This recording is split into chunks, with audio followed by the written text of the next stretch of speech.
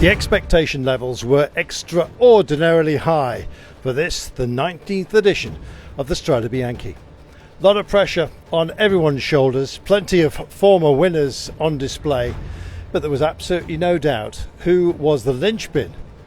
Tadej Pogačar, could he be beaten? And indeed, what strategy would he impose? We rolled out with Bolt, Visit Malta at the front of the pack, and then stalemate.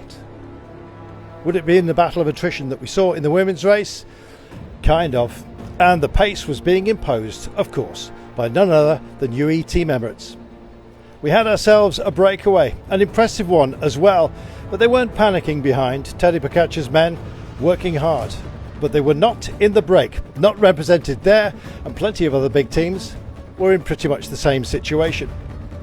And so it was that 9 riders had pushed up the road and the gap was being held at around about 1 minute. Tom Pidcock has decided to go himself. And tell you what, whatever Tadej can do, I can do better. How's about this? He was in the mood today, precocious in his interview, and Pidcock says, oh my goodness, what was that? I tell you, it was Tadej Pogačar coming up alongside. He's now got a bike length. Pidcock's got to struggle to stay with him. Everyone else has been detonated. The last man standing from the breakaway was Swift from Ineos Grenadiers, and so it was the trio were up front, but Swift himself, would he be able to hold on? Every time we had Strade Bianche, then he managed to get back to the trio. They were sharing duties, sharing bottles, and indeed it seemed to be they would be sharing the podium until this. There he is, 1, 2, back wheel straight out from underneath him, and he's lucky, that's very, nasty. very lucky to have got away with that. And this allowed Pidcock off the leash. Away he went, Pogačar charging into the gap. Pidcock had shaken his head, quite frankly, and decided that with still over 45 kilometres to go, the best thing was to actually wait up for the man who was chasing him. So, if this was going to be our 1-2, who would finish on the podium? Swift was brave, he was digging in. Meanwhile, Pidcock decided to run for the horizon with, of course, Tadej Pogačar in tow. Could they possibly make it? Now, of course, out and out leaders by a minute from the chase group, which was Swift, and indeed a very select band of brothers who were trying to indeed close down Wellens, Bilbao. Healy was also in the frame, but how much strength did they have left? Stick or twist, oh my goodness, the thumb screws are twisting here, and it's Tadej Pogačar who's in control. Oh, look at this, Tom Pidcock is really being stressed out right now. This is a statement about what's to come. Don't forget the Flamme Rouge as well. Tadej Pogačar was absolutely in a class of his own.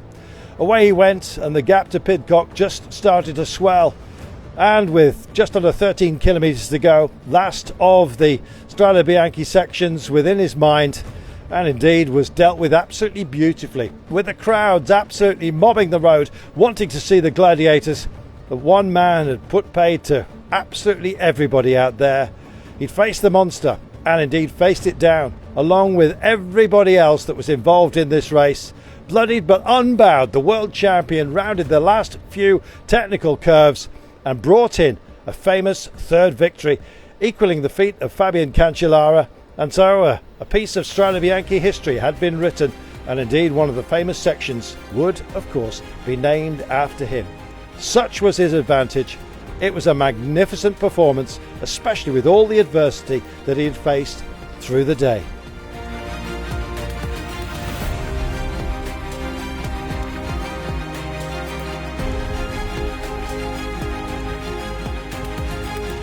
It does not get much better than that. Pogačar taking ahead of Pidcock, Tim Wellens with the bronze medal essentially, Ben Healy leading home the rest.